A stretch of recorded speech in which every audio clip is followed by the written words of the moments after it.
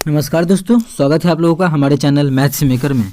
तो आज हम लोग मैथ्स के कुछ अति महत्वपूर्ण प्रश्न करने वाले हैं। सभी क्वेश्चन हमारा एसएससी और आरआरबी रेलवे में पूछा गया प्रश्न है। ठीक है, जितना भी क्वेश्चन हमारा है वो सभी रेलवे और एसएससी में पूछा गया प्रश्न है।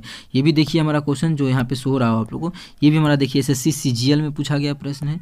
ये भी क्वेश्चन देखिए हमारा रेलवे ग्रुप डी में पूछा गया प्रश्न है। ठीक है, ये भी क्वेश्चन आप लोगों को सभी क्वेश्चन का हम लोग शॉर्ट ट्रिक बताने वाले हैं।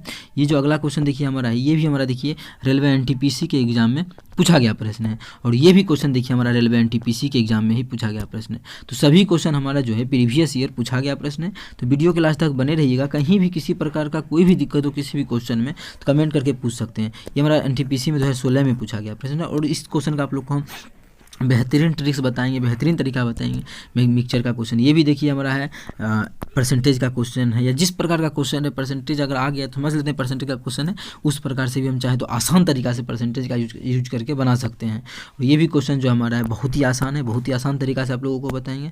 और ये भी क्वेश्चन हमारा एसएससी सीजीएल में पूछा गया प्रश्न है। इस क्वेश्चन का बेसिक भी आप लोगों को हम बताने वाले हैं। और जो ट्रिक होता है, ट्रिक पे एग्जाम में कैसे बनाया जाता है, ठीक है, उस प्रकार से भी अभी आप लोगों को हम बताने वाले हैं। तो वीडियो के लास्ट तक बने रहिएगा। कहीं भी किसी प्रकार का कोई भी दिक्कत हो किसी भी क्वेश्चन में तो कमेंट करके पूछ सकते हैं। मेरे चैनल पे सुबह 6 बजे, ठीक है, और शाम के 7 बजे डेली मैथ्स का वीडियो आता है। आप लोग चाहें तो देख सकते हैं, बहुत ही फ़ायदा होगा। ठीक है तो देखिए क्या है हमारा पहला क्वेश्चन। दिया है x by plus by Z plus x Z बराबर 1 दिया है। तो पूछ रहा है क्या 1 प्लस बाई स्क्वायर बटा x plus by into by plus Z, इसी का मान हमको क्या करना है, ज्ञात करना है, निकालना है। ठीक है, इसका मान अगर हमको निकालना है तब क्या करना पड़ेगा। तो सबसे देखिए बेसिक इसका जो है, बेसिक आसान ही है, क्योंकि बेसिक जो है बड़ा क्वेश्चन आ जाए तब किस प्रकार से बनाएंगे। तो दोनों नियम अभी हम लेके चलते हैं। इसका जो बेसिक है वो भी आसान है, ठीक है, लेकिन शॉर्ट ट्रिक देखिए। अब देखिए हमको इस तीनों को गुना करने पे क्वेश्चन में क्या बोल रहा है, 1 आ जाना चाहिए। क्वेश्चन में क्या बोल रहा है, 1 आ जाना चाहिए। तो हम ना कुछ भी मान लेते हैं इस क्वेश्चन में, जो मन करे 1 2 3 4 जो भी मान सकते हैं, बस 1 आ जाना चाहिए। ठीक है, अब देखिए अगर मानिए एक्स का भी मान 0 मान लेते हैं और वाई का भी 0, अपने मन से मान लेना। ठीक है, लेकिन तीनों को मान सकते हैं क्या, एक्स वाई जेड को भी अपने मन से नहीं मान सकते हैं। जितना इक्वेशन माने कितना एक ही समीकरण दिया हुआ है ना, तो अगर 3 गो वेरिएबल है, वेरिएबल जो हमारा है वेरिएबल वो 3 गो है, एक्स वाई जेड, और समीकरण एक ही है। जब समीकरण एक ही है इसलिए हम एक को नहीं मानेंगे। ठीक है, एक समीकरण है तो एक समीकरण को छोड़ के बाकी बात उसमें जितना भी वेरिएबल है उसको अपना मन से जो मन करे वो हम लोग मान सकते हैं। ठीक है, तो इसमें क्या एक ही समीकरण दिया है तो एक को छोड़ के एक्स वाई जेड 3 गो है ना, एक्स वाई जेड है, अपने मन से हम क्या करते हैं कोई 2 को मान लेते हैं। ठीक है, तो एक्स बराबर मान लेंगे यहाँ पे, देखिए एक्स बराबर, चलिए हम इधर ही नहीं लिखते हैं, इधर लिख देते हैं। x बराबर अपने मन से वाई बराबर और z बराबर, कोई 2 को मानेंगे तो x बराबर 0 मान लेते हैं, y बराबर 0। हमेशा 0 मानना देखिए परेशानी हो जाता है हमेशा 0 मानने से। क्यों, अगर माने 0 मान लिया x और y को, और 0 मानने के कारण अगर नीचे वाला मान 0 हो गया तो कोई भी चीज़ में ऊपर में कुछ भी रहे, कोई भी चीज़ में 0 से भाग देते हैं तो उसका मान अनडिफाइंड हो जाता है। ठीक है, क्या होता है, अनडिफाइंड हो जाता है, इसीलिए उस समय नहीं मानते हैं। तो अभी जो हम माने उसको वो चीज़ मानने से देखते हैं क्या अनडिफाइंड भी होता है। तो x का मान 0 मानेंगे और y का भी 0।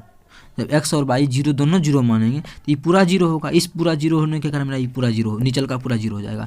इसीलिए क्या कर सकते हैं यहाँ पे x y को हम 0 नहीं मान सकते हैं। अच्छा, नहीं मान सकते हैं तो क्या जेड को एक बार मान के देख लेते हैं। जेड में 0 मान सकते हैं क्या, तो जेड को बैठा के देख लेते हैं। अगर x की जगह 0 रख दिया और जेड की जगह 0 तो क्या हो जाएगा, मेरा 0 से 0 खत्म हो गया।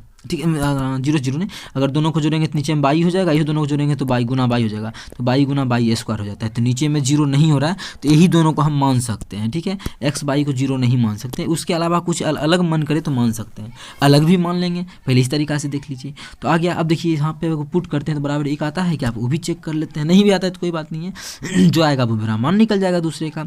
एक्स 0 रखे तो एक्स गुना बाई तो यहो 0 हो जाएगा क्योंकि एक्स 0 है। ठीक है, अब जेड 0 रखें तो जेड में जो भी गुना होगा यहो 0 हो जाएगा। तो क्या आ गया, बाई गुना जेड का मान कितना आ गया, 1 आ गया। ठीक है, बाई और गुना जेड, जबकि जेड का मान हमारा क्या रखे हैं, जेड का जो मान रखे हैं हम 0 रखे हैं। तो ये पूरा मेरा समीकरण क्या हो जाएगा, 0, तीनों 0 हो गया। तो 0 बराबर 1 के नहीं हो सकता है, 0 बराबर 1 के नहीं हो सकता। बस ये आप लोग को समझा रहे हैं, 0 बराबर 1 के यहाँ तो सेटिस्फाई कर गया था ये मेरा, लेकिन यहाँ पे फिर नहीं किया। जब यहाँ पे भी नहीं किया तो ये मान हम रखेंगे ही नहीं।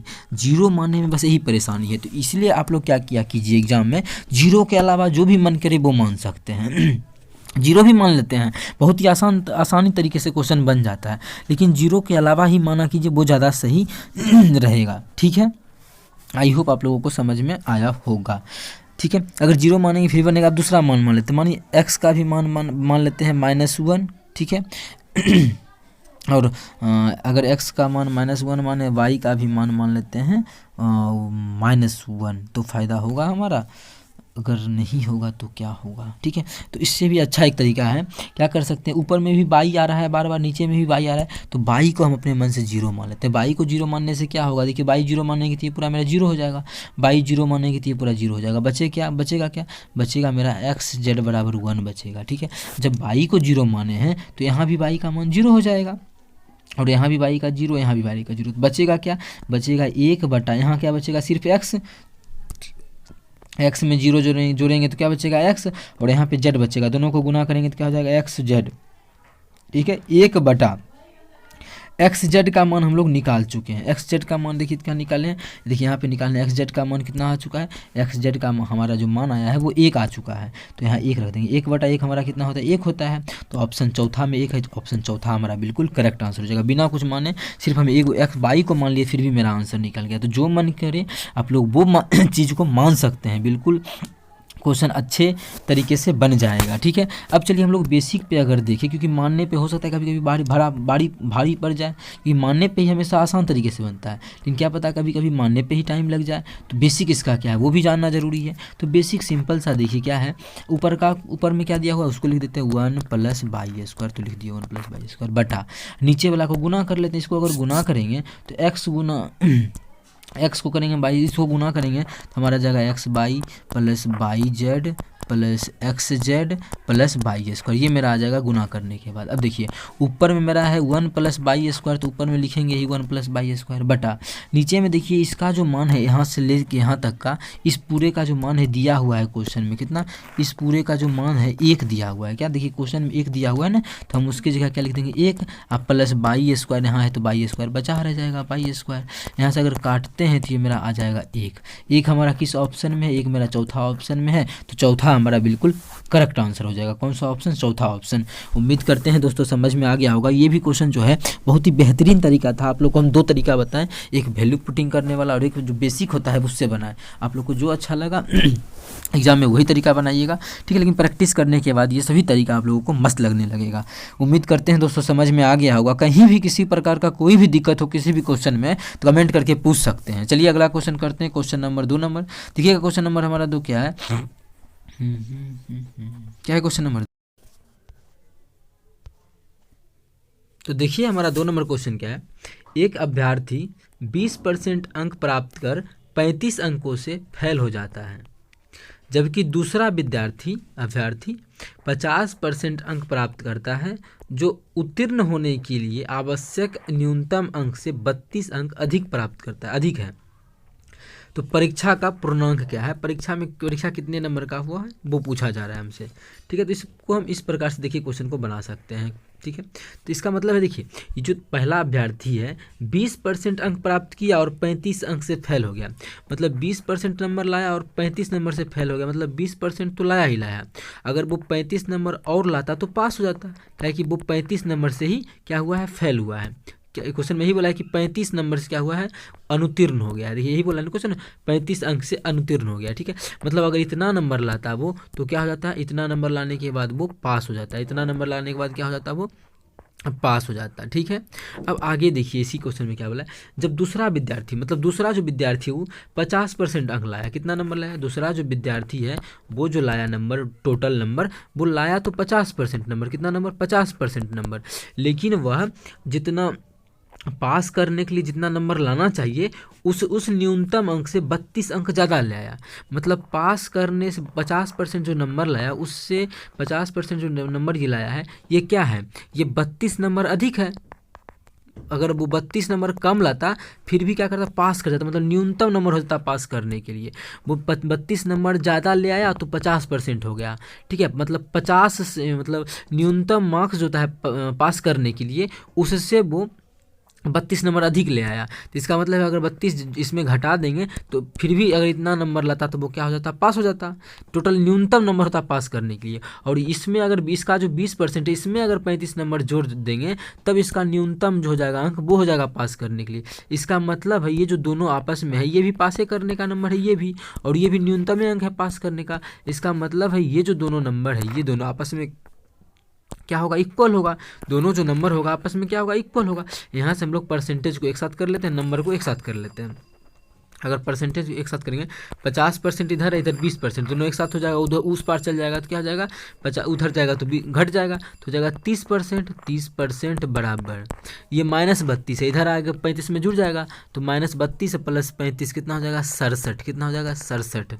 देखिए क्वेश्चन में पूछा क्या है कि परीक्षा का पूर्णांक क्या है, मतलब कितने नंबर का परीक्षा हुआ था। तो कोई भी जो एग्जाम होता है वो हाँ अपनी खुद में कितने % का होता है, 100% का। जो भी एग्जाम होता है वो कितने नंबर का, कितने परसेंटेज का होता है, 100% का, 100 नंबर का। 100 नंबर तो हटा दीजिए, 120 का हो फिर भी वो अपने आप में 100% ही होगा। मतलब जो भी एग्जाम हुआ होगा वो कितने % का हुआ होगा, 100% का होगा। कितने % का, 100% का। अब इसी में हमसे क्या पूछा है कि कितने पूर्णांक का नंबर, एग्जाम परीक्षा का पूर्णांक क्या है, मतलब परीक्षा कितने नंबर का हुआ था, तो वो पता कर लेते हैं। तो 30% का मान इतना है, और परीक्षा होता है 100% का, तो 100% का मान निकालेंगे तो 1% का मान कितना हो जाएगा, 67/30। हमको तो निकालना क्या है, 100% का मान, मतलब टोटल कितने पूर्णांक का परीक्षा हुआ था वो निकालना है हमको। ठीक है, तो 100% का क्या हो जाएगा, एक हम क्या कर देंगे, 100 से गुना कर देंगे तो ये हमारा 100% का आ जाएगा।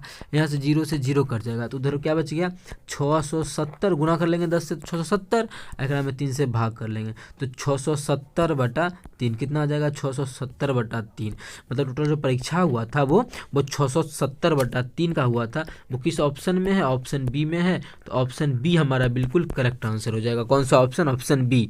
उम्मीद करते हैं दोस्तों समझ में आ गया होगा। कहीं भी किसी प्रकार का कोई भी दिक्कत हुआ करे किसी भी क्वेश्चन में तो कमेंट करके पूछ सकते हैं। ये आपका अपना चैनल है मैथ्स मेकर। अगर क्वेश्चन अच्छा लगता है, समझ में आता है तो अपने सभी दोस्तों के साथ इस वीडियो को ज़्यादा से ज़्यादा शेयर करें। अगर आप लोग चैनल पे नए हैं तो हमारे चैनल मैथ्स मेकर को सब्सक्राइब करें। तो देखिए अगला क्वेश्चन, क्वेश्चन नंबर 3 हमारा क्या है।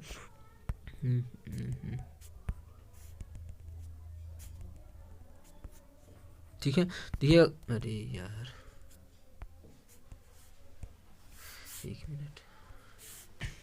तो देखिएगा अगला क्वेश्चन हमारा 3 नंबर है, क्या है, रवि का वेतन मोहन के वेतन से 20% अधिक है। यदि मोहन का वेतन 1600 है तो रवि का वेतन कितना होगा। एक्स बाई बिना माने हम लोग करेंगे, एक्स बाई नहीं मानेंगे। जैसा कि आप लोगों को हम शुरू में ही बताए थे, जो भी क्वेश्चन हम लोग करने वाले हैं किसी भी क्वेश्चन में एक्स बाई नहीं मानेंगे, बिना एक्स बाई का सभी क्वेश्चन को हम बनाने वाले हैं। तो क्वेश्चन बोला रवि का वेतन मोहन के वेतन से 20% अधिक है। मानिए ये क्या है, रवि है और ये हमारा क्या है, मोहन है। तो ये जो रवि का वेतन है मोहन के वेतन से 20% अधिक है। यदि मोहन का वेतन 100 है तो रवि का इससे 20% अधिक है। इससे 20% अधिक कितना हो जाएगा, 120%। तो रवि का वेतन कितना, 120% है। क्वेश्चन पूछा है, ठीक है। अब देखिए यहाँ से चाहे तो अनुपात निकाल के भी बना सकते हैं, या इससे भी डायरेक्ट यहीं से हम लोग चेक भी कर सकते हैं। जैसे देखिए यही अनुपात आ गया दोनों का, काटेंगे तो भी फायदा है, नहीं काटेंगे तो भी फायदा ही है। क्योंकि क्वेश्चन में क्या बोला है, मोहन का वेतन कितना है, 1600। हम लोग जो अनुपात निकालने वो कितना माने, 100% माने हैं। और वो जो दिया है ओरिजिनली वो दिया है 1600, तो इससे कितना गुना ज़्यादा दिया है, तो इस 16 गुना ज़्यादा दिया है ना, कहा कि 2 जीरो तो 2 जीरो कट गया, कितना गुना ज़्यादा दिया है, 16 गुना ज़्यादा दिया है।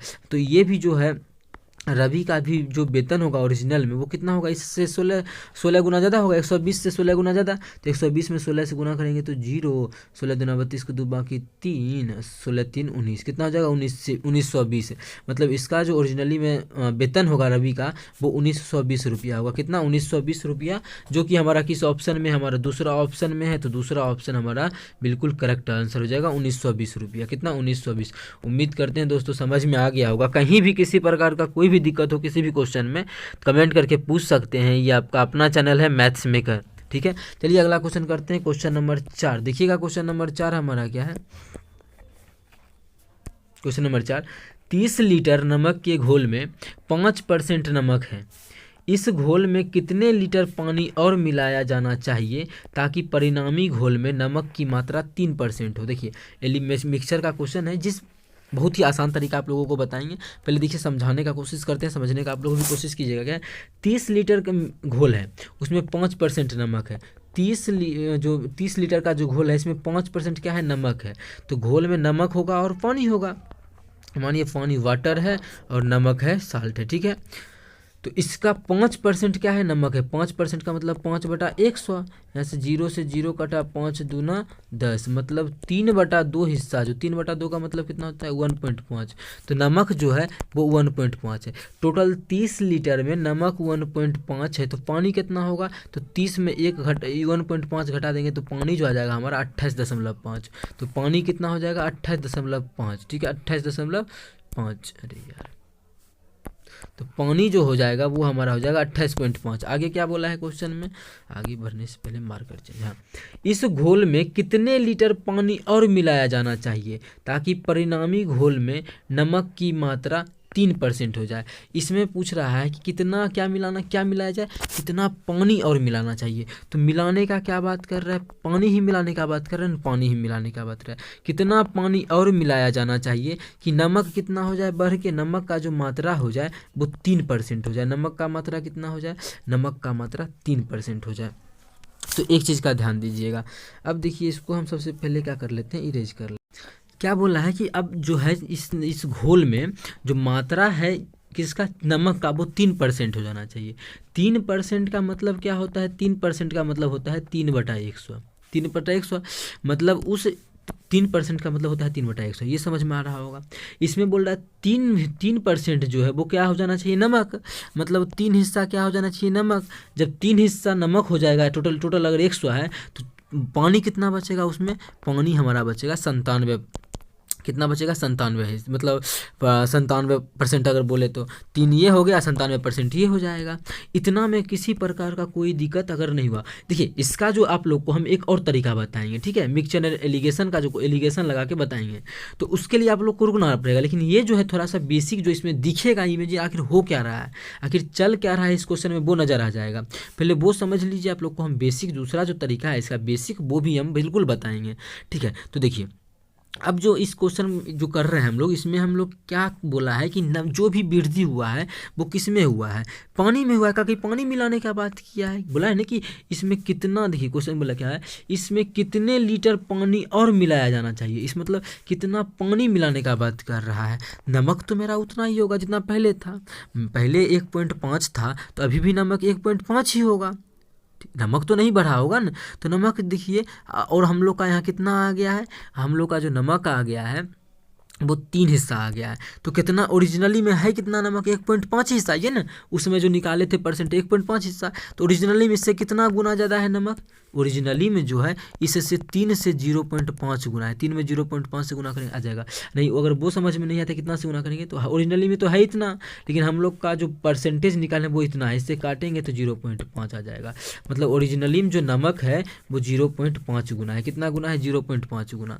तो वाटर भी जो हो जाएगा वो ओरिजिनली में 97 नहीं होके इससे क्या हो जाएगा, इससे 0.5 गुना हो जाएगा। जब इसमें गुना करेंगे 9 5 7 5 35 के 5 बाकी 3 35 9 5 45 3 48 कितना हो जाएगा, 48.5 हो जाएगा। तो ओरिजिनली में पानी शुरू में जो था कितना, 28.5, और अब कितना हो गया है, अब जो हो गया है 48.5 हो गया है। तो कितना का बढ़ोतरी हुआ है, पानी में 20 लीटर का बढ़ोतरी हुआ। कितने का, 20 लीटर का। तो क्वेश्चन में ही पूछा था ना कि पानी में कितना का वृद्धि होगा। तो पानी में जो वृद्धि हुआ है वो 20 लीटर का हुआ है। कितना का वृद्धि हुआ है, 20 लीटर का हुआ। तो किस ऑप्शन में है 20 लीटर, ऑप्शन ए में है 20 लीटर। तो ऑप्शन ए हमारा बिल्कुल करेक्ट आंसर हो जाएगा। कौन सा ऑप्शन, ऑप्शन ए।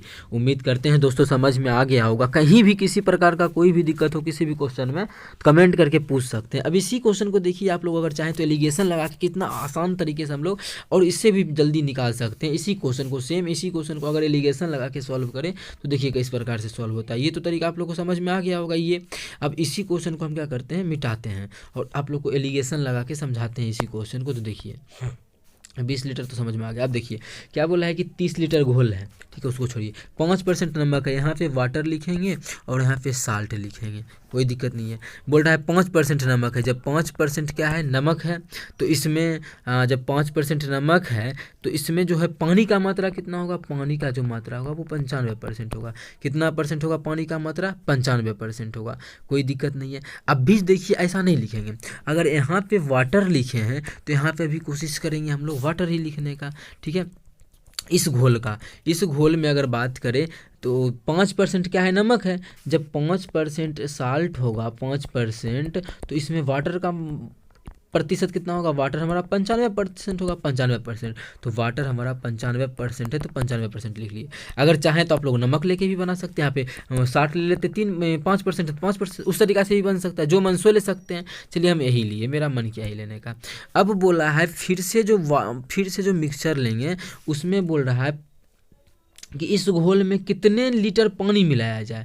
अब देखिए पानी तो मिला नहीं रहे हैं, ठीक है, इसमें, ठीक है, पानी तो हम बोला कितने लीटर पानी मिलाया जाए, इसका मतलब है इसमें हम थोड़ा सा भी नमक नहीं मिला रहे हैं। तो जब नमक नहीं मिला रहे, सिर्फ पानी ही मिला रहे हैं, तो हम क्या समझ लेते हैं, हम समझ लेते हैं पूरा का पूरा 100% क्या पानी ही मिला देते हैं, पूरा पानी, क्या कि पानी मिलाने का ही बात किया, तो हम समझ लेते हैं कि पूरा पानी मिला दिए। अगर इसी क्वेश्चन में अगर नमक बांध के बनाते तो नमक तो मिला नहीं रहे, तो यहाँ पे मान लेते 0, कितना मान लेते, 0 मान लेते, लड्डू मान लेते, फिर भी बन जाता, ठीक है। लेकिन अभी हम सभी जगह पानी ले रहे हैं तो पानी लेके बनाएंगे, यहाँ भी कितना 95% पानी कर दिया कि 5% नमक था। वाटर मिला रहे हैं तो वाटर हम मान लेते हैं 100% वाटर है। उसके मिलाने के बाद इस मिक्सचर में नमक का मात्रा कितना हो जाएगा, 3%। जब नमक का मात्रा 3% हो जाएगा तो इसमें वाटर का मात्रा कितना रहेगा, वाटर का 97% रहेगा, क्योंकि नमक 3 होगा मतलब वाटर बढ़ेगा घटेगा, तो वाटर का जो मात्रा हो जाएगा वो हो जाएगा हमारा 97%। कितना हो जाएगा, 97%। जब वाटर का मात्रा 97% होगा, यहाँ से घटा के निकाल लेते हैं। तो एलिगेशन इसी प्रकार से लगाते हैं कि बड़का में घटा देते हैं छोटका को, तो 100 में 97 घटाएंगे तो कितना आएगा, 3% आएगा। इधर घटाएंगे, बड़का 97 में 95 घटेगा तो कितना होगा, 2% आएगा, तो 2% आ गया। अभी देखिए यहाँ पर जो आप लोगों को नज़र आ रहा है ये मेरा इनिशियल वैल्यू होता है मिक्सचर का। कितना वैल्यू होता है, इनिशियल वैल्यू, जो शुरू में आप लोग इसको थोड़ा सा छोटा कर लेते हैं, यहाँ जो शो हो रहा होगा ये आप लोगों की, ये जो होता है इनिशियल वैल्यू मिक्सचर का, इस साइड वाला ऐसा बनता है इस प्रकार से, ठीक है। तो अब देखिए इनिशियल वैल्यू है कितना, 3 अनुपात में आया है, और ओरिजिनली में इनिशियल है कितना, इनिशियल स्टार्टिंग में था कितना लीटर का घोल 30 लीटर का था, और हम लोग का जो आया है अनुपात में 3 आया है, तो मतलब 3 का जो मान होगा 30 के बराबर होगा। तो कितना गुना ज़्यादा है, ओरिजिनली में जो है कितना गुना ज़्यादा है, ये 3 से 10 गुना ज़्यादा 30 है। तो ओरिजिनली में जो वाटर होगा, मिलाए जो होंगे वाटर, क्योंकि यही मिलाए हैं पूरा का पूरा, वाटर जो मिलाए हैं कितना 2 अनुपात में मिलाए हैं, और ओरिजिनली में क्या होगा, इससे 10 गुना ज़्यादा, तो ओरिजिनली में इससे क्या होगा, इससे 10 गुना ज़्यादा होगा, इससे जो है उससे पहले थोड़ा सा हम इसको छोटा कर लेते हैं, ठीक है। ओरिजिनली में जो वाटर होगा इससे क्या होगा, 10 गुना ज़्यादा होगा, मतलब 10 गुना 20 लीटर होगा। कितना वाटर होगा इसमें, 20 लीटर वाटर होगा, और जो कि हमारा ऑप्शन ए में है, तो ऑप्शन ए हमारा बिल्कुल करेक्ट आंसर हो जाएगा। कौन सा ऑप्शन, ऑप्शन ए। और इस तरीके से जो बनाए थे इसमें भी हमारा 20 लीटर ही आया था, देखिए यहाँ पे 20 ही दोनों के बीच का अंतर था, और इस तरीके से जो हमारा आया है 20 ही लीटर आया है। उम्मीद करते हैं दोस्तों समझ में आ गया होगा। कहीं भी किसी प्रकार का कोई भी दिक्कत हो किसी भी क्वेश्चन में, कमेंट करके पूछ सकते हैं। ये आपका अपना चैनल है मैथ्स मेकर। चलिए मिलेंगे नेक्स्ट वीडियो में इसी प्रकार का बेहतरीन क्वेश्चन लेके। Thank you.